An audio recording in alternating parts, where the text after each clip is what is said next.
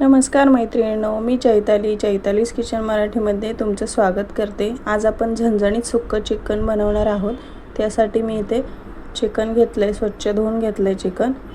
त्यामध्ये आता थोडंसं मीठ घालते, पुन्हा नंतर आपण मीठ घालणारच आहोत। सुरुवातीला थोडंसं मीठ, थोडीशी हळद टाकून घेतली आहे आणि 1 चमचा आलं लसणाची पेस्ट यामध्ये टाकून घेतली आणि आता हाताने छान मिक्स करून घेऊया म्हणजे आणि ते मॅरिनेशनला बाजूला ठेवून देऊया।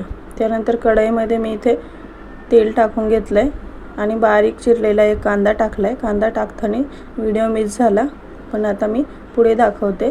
त्यानंतर आलं लसणाची पेस्ट टाकली 2 चमचे आणि कांदा आणि आलं लसणाची पेस्ट छान आता परतून घेऊया एकसारखी। हे सगळं मंद आचेवर परतून घ्यायचं आहे। कांदा आणि आलं लसणाची पेस्ट, आलं आणि लसणाचा कच्चेपणा जाईपर्यंत परतायचं आहे आणि कांदा देखील छान नरम होईपर्यंत परतून घेऊ। हे बघा इथे हळूच कसं ही चिकन तुम्ही ही रेसिपी ट्राय करा। जेव्हा ही रेसिपी तुम्ही करून बघाल ना, तेव्हा तुम्ही एवढी छान होते की एकदा जर खाल ना तर बोटात चाटत राहाल, एवढी सुंदर ही रेसिपी तयार होते। हा माझा जुना व्हिडिओ आहे, तो मी आत्ता शेअर करते। मला मोबाईल गॅलरीत दिसला म्हणून म्हटलं आता चला तुमच्यासोबत शेअर करावं। मी खूप आधी शूट केलेला आहे। त्यानंतर आता इथे टोमॅटो घेतले, मी 2 बारीक चिरलेले टोमॅटो घेतले आणि जास्त लालसर पिकलेले असे बघून घ्यायचे, त्याने भाजीला छान चव येते।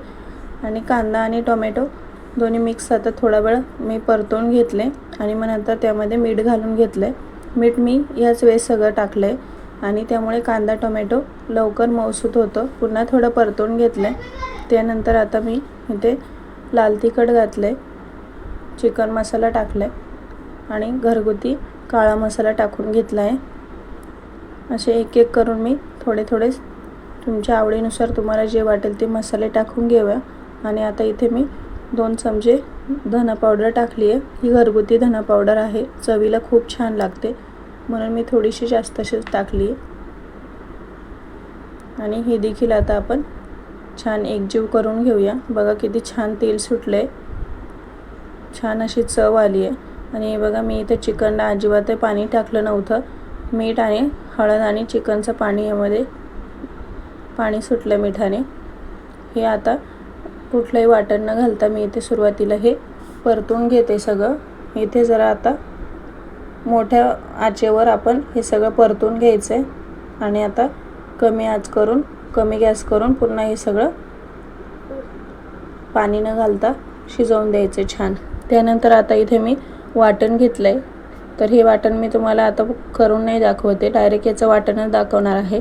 त्यामुळे धने, दालचिनी, आलं लसूण, टोमॅटो, पुदिना, कोथिंबीर, कांदा आणि खोबरं परतून घेतलंय। हे बघा आता इथे चिकनला स्वतःचंच एवढं जास्तीचं पाणी सुटलंय, मी पाण्याचा 1 थेंबही नाही टाकलाय, तरी एवढं सारं पाणी ते चिकनचंच पाणी सुटलेलं आहे। आता हे चिकन मसाल्यामध्ये छान शिजतंय, पाण्याचा अजिबात वापर नाही करायचा इथे। आणि आता मी तुम्हाला जे मगाशी वाटणात कोणते मसाले घातले ते दाखवले, ते मी पाणी न टाकता वाटण बनवून घेतलंय। हे वाटण मी नेहमी घरात बनवून ठेवत असते, कारण सकाळी डब्याला घाईत किंवा मग इतर गोष्टींसाठी आपल्याला वाटण लागतं, झटपट तयार होतं। आणि आता परतही वाटण घातल्यानंतर सुद्धा मी पाणी घातलं नाही आहे, झाकण ठेवून पुन्हा थोड्या वेळासाठी शिजवून द्यायचं आहे। कमीत कमी 10 मिनिटं तरी शिजलं पाहिजे। आता ही ग्रेव्ही छान दिसते आपल्याला, तर ही ग्रेव्ही नंतर गॅस बंद केल्यानंतर थोडं थंड झाल्यानंतर ही ग्रेव्ही पूर्ण आटून जाते आणि एकदम आपलं झणझणीत असं सुक्कं चिकन गावरान पद्धतीचं तयार होतं। तर बघू शकता तुम्ही, तरी किती सुंदर आली आहे, अशी चमचमीत अशी तयार झाली आहे ही चिकनची सुक्की भाजी।